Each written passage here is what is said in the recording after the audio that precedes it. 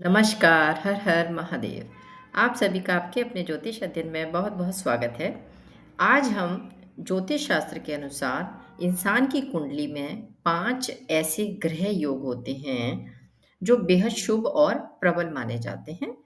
तो आज हम उसके बारे में बात करेंगे। उससे पहले एक मेरी बहुत रिक्वेस्ट है, हम्बल रिक्वेस्ट है कि प्लीज़ आप वीडियो लास्ट तक देखें और अगर अच्छा लगे तो लाइक एंड सब्सक्राइब भी प्लीज़ किया करिए।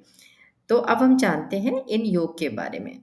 जो प्लैनेट हैं वो हैं जैसे मंगल से बनता है एक आपका बुध, गुरु, शुक्र और शनि। ये हमारे 5 प्लैनेट्स हैं और इसे हम रोचक योग के नाम से जानते हैं जो मंगल से बनता है। बुध का जो बनता है वो भद्र योग के नाम से जाना जाता है। गुरु के द्वारा जो बनता है उसे हंस योग कहा जाता है और शुक्र का मालवीय योग कहलाता है और शनि के द्वारा शश योग बनता है। तो ये 5 योग बताए गए हैं, उनके बारे में आज आप अपनी कुंडली से देख सकते हैं कि क्या आपके कुंडली में इनमें से कोई भी 2 अगर आपके या 2 हैं, 3 हैं, जो भी हैं, जितने ज़्यादा हैं उतना आपकी कुंडली बहुत स्ट्रॉन्ग हो जाती है और आपको अपनी लाइफ में चीज़ें आसानी से अचीव कर सकते हैं और अदरवाइज़ आपको स्ट्रगल करना पड़ता है, जो-जो उसका कारक है उस फील्ड में। तो देखते हैं, इन योगों को हम 5 महापुरुष योग भी कहते हैं। अगर इनमें से कोई भी एक योग भी अगर आपकी कुंडली में है, तो भी आपकी कुंडली में आपके जो संघर्ष हैं, उनमें कमी हो जाती है। महापुरुष योग जो कि मैंने आपको प्लैनेट्स बताए हैं, ये 5 ग्रहों से मिलकर बनता है और जब कोई भी मूल त्रिकोण या केंद्र में बैठता है प्लैनेट, तो इंसान की जो किस्मत है वो चमक जाती है। चमक जाती है इन द सेंस उस वो कहीं न कहीं किसी फ़ील्ड में ज़रूर शाइन करता है। हमारी कुंडली में केंद्र और त्रिकोण बहुत ही स्ट्रॉन्ग पार्ट होते हैं। उसमें अगर प्लैनेट्स बैठ जाता है तो ज़्यादातर प्लैनेट्स अगर वहाँ बैठ गए तो वो स्ट्रॉन्ग हो जाती है कुंडली। तो अब बात करते हैं मंगल के बारे में। मंगल से कैसे बनता है?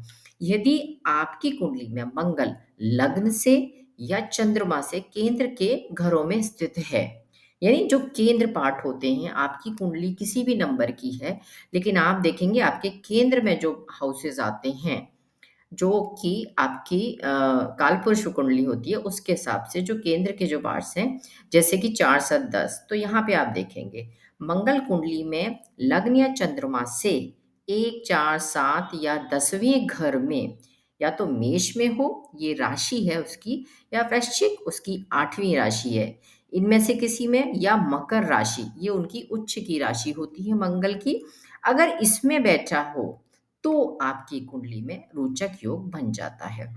आप इसे देख सकते हैं। इस योग से क्या होता है, लोग साहसी होते हैं, पराक्रमी होते हैं और इनमें शारीरिक बल, मज़बूती बहुत होती है। मानसिक रूप से भी ये लोग बहुत मज़बूत होते हैं। ऐसे लोग बड़ी तेज़ी से निर्णय ले सकते हैं, वो बहुत एक्सपर्ट होते हैं और ज़्यादातर प्रशासनिक मामलों में भी बड़ी सफलता इन लोगों को मिलती है। तो ये आप देख सकते हैं, ये केंद्र, त्रिकोण या राशि आपको बताइए, इनमें अगर मंगल है तो। हाँ, एक चीज़ ध्यान रखिए जो भी ये जितने भी आपके योग बताए जा रहे हैं, उनमें अगर शनि, राहु, केतु अगर इनका इम्पैक्ट है दृष्टि वाइज़ या उन मंगल के साथ ही कोई नेगेटिव प्लैनेट बैठ जाए, तो क्या होगा उस योग में कमी आ जाएगी, उसके फलों में कमी हो जाएगी, इस बात का विशेष ध्यान रखें। अब देखते हैं बुध से जो बनता है वो भद्र योग बनता है। यह योग बुध ग्रह से संबंधित है। यदि आपकी कुंडली में बुध लग्न से अथवा चंद्र कुंडली से जहाँ पे चंद्रमा बैठा होता है, वहाँ से आप देखें, चंद्र कुंडली से भी जो केंद्र के घर होते हैं, उनमें बुध यदि केंद्र में कैसे 1, 4, 7, 10वें घर में बैठा है, किसमें? मिथुन राशि में हो यानी 3 नंबर या कन्या में हो 6 नंबर राशि में, तो आपकी कुंडली में ये भद्र योग बनेगा। इस कुंडली का जातक बुद्धि उसकी चतुर होगी और वाणी उसकी बहुत धनी होगी। उसके जो वाणी होगी वो स्ट्रॉन्ग वर्ड्स अच्छे उनका इस्तेमाल करेगा। जातक जो है राइटिंग पावर स्किल अच्छी होगी, कैलकुलेशंस अच्छे होंगे, उसका बिज़नेस जो माइंड होगा वो अच्छा होगा, एक अच्छा सलाहकार भी हो सकता है। इन फ़ील्ड्स में वो बहुत अच्छा कर सकता है अगर ये योग बनता है तो। और इन लोगों में विश्लेषण करने की, एनालाइज़ करने की चीज़ों को बहुत अच्छी और बहुत गज़ब की क्षमता होती है, अगर बुध आदित्य योग बनता है कुंडली में देन। आपको नंबर्स देख लीजिए कि इन राशि में हो बुध। तो अब हम आते हैं गुरु का हंस योग। अगर आपकी कुंडली में गुरु यानी धनु राशि में, लग्न में या मीन राशि में कहीं भी गुरु बैठे हों तो यह योग बनता है।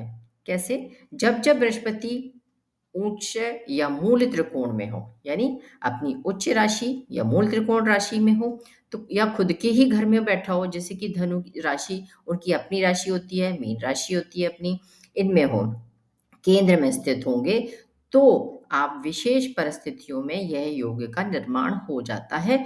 और बृहस्पति यदि किसी कुंडली में लग्न अथवा चंद्रमा से अगर 1 4 7 10 में 10वें घर में, मतलब ये जो घर हैं ये हाउसेस में अगर बैठे हैं, तो आपका कर्क और धनु अथवा मीन में स्थित हो, ये राशियां हैं 4 नंबर, 9 नंबर या 12 नंबर में अगर स्थित हैं गुरु, तो क्या होगा, जातक को ये योग बन जाएगा और जातक को सुख, समृद्धि, आध्यात्मिक शक्ति का वह बहुत धनी हो सकता है।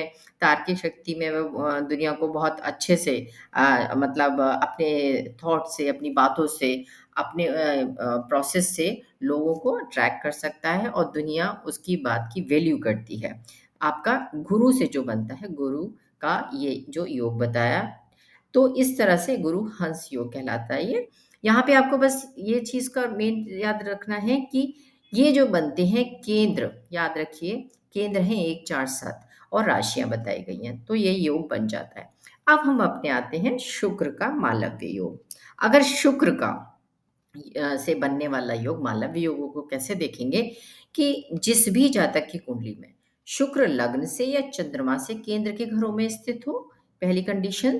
फिर क्या है, शुक्र यदि कुंडली में लग्न या चंद्रमा से इन हाउसेस में, मतलब 1 4 7 10 में हो, और उनका जो राशि है वृष यानी 2 नंबर राशि, 7 नंबर राशि या फिर मीन राशि में वह उच्च हो जाते हैं, तो कुंडली में मालव्य योग बन जाता है। यानी या तो 12 राशि, 12 नंबर राशि जो कि गुरु की राशि होती है, उसमें शुक्र बैठे हैं, तो यह योग बन जाता है। इस योग का जातक सौंदर्य और कला का प्रेमी होता है, काव्य और म्यूजिक और क्रिएटिविटी, इस क्षेत्र में वह बहुत सफलता हासिल करता है, बहुत साहसी होता है, उसको ये सब चीज़ें जो है आपके शुक्र की प्लेसमेंट से बनता है ये योग।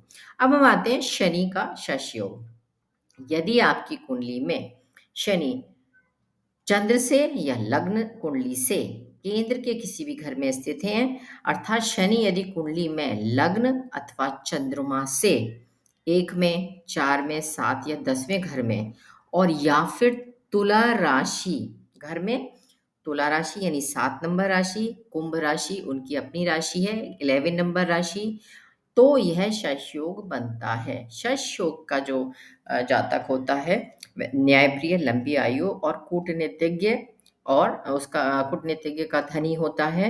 यह जातक लंबे समय तक अपनी क्षमताओं को बनाए रखता है और उनके लिए प्रयास बहुत टाइम तक करता है, बहुत लॉन्ग टर्म उनको प्रयास करने के बाद सफलताएं मिलती हैं।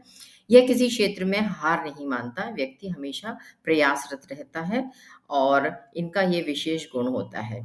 और ये एक चीज़ और ध्यान रखिए कि शनि, जैसे कि बताया गया है कि शनि का शश योग है, आपका इसमें आपको एक चीज़ और ध्यान रखना पड़ेगा कि शनि है, जो प्लैनेट की नेगेटिव उनकी है, शनि का जो अपना उनका जो शनि की जो चीज़ें होती हैं कि धीरे चलना, थोड़ा-सा स्लो मूविंग प्लैनेट है, और चीज़ें उसमें क्या है, देर से डिले का कारक है, ठंडा प्लैनेट है, तो ये जो उसकी प्रकृति है, तो वो उस हिसाब से वर्क करता है। और इस में शनि की चीज़ों में ये आ जाता है कि कहीं अगर चंद्रमा इस योग के अंदर शामिल हो जाता है शनि से, तो व्यक्ति मन से कमज़ोर हो सकता है, चीज़ों को लेके उसके अंदर बहुत नेगेटिविटी हो सकती है फिर। आपका ये जो योग है, योग बनने के बाद चंद्रमा उसमें अगर शामिल हो गया, तो व्यक्ति के मन के अंदर नेगेटिव थॉट्स भी आ सकते हैं। तो इस बात का ज़रूर ध्यान रखिए कि ये जो कुंडली के जो योग हैं बहुत इम्पोर्टेंट हैं, और इन 5 जो प्लैनेट्स को बताया गया, मंगल, बुध, गुरु, शुक्र, शनि, ये सबसे ही मिलकर बनने हैं। तो लेकिन कोई भी प्लैनेट कहीं किसी नेगेटिविटी में ना है, यानी दृष्टि वाइज़ या फिर युक्ति अगर किसी की है, तो ये क्या होगा आपके जो इसके फल मिलने वाले हैं, इन योगों से जो आपको फल मिलने वाला है, उन फलों में कमी हो जाएगी और अगर राहु केतु के एक्सिस में है, तो फिर क्या है आपके एफर्ट्स में आपको बहुत प्रयास के बाद चीज़ों को जैसे कहते हैं एक स्मूथ एक आपको रोड मिल रही है, आराम से आप जा रहे हैं, तो वो योग बन रहा है। अगर वो ऊबड़-खाबड़ है, गड्ढे हैं, बहुत सारी चीज़ें आ रही हैं, हर्डल्स हैं, लोग प्रॉब्लम क्रिएट कर रहे हैं, तो ये सारी जब आती हैं, जब आपके नेगेटिव प्लैनेट जो है आपके इन योग में इन्वॉल्व हो जाते हैं। तो आपको इसका विशेष ध्यान रखना है और आप अपनी कुंडली में देखें, अगर किसी की भी कुंडली में बनता है तो आप पूछ सकते हैं, कुंडली दे सकते हैं, तो मैं आपको उसे एक्सप्लेन कर सकती हूँ कि है या नहीं। तो अच्छा लगा हो तो प्लीज़ लाइक एंड सब्सक्राइब ज़रूर कीजिए and thank you so much.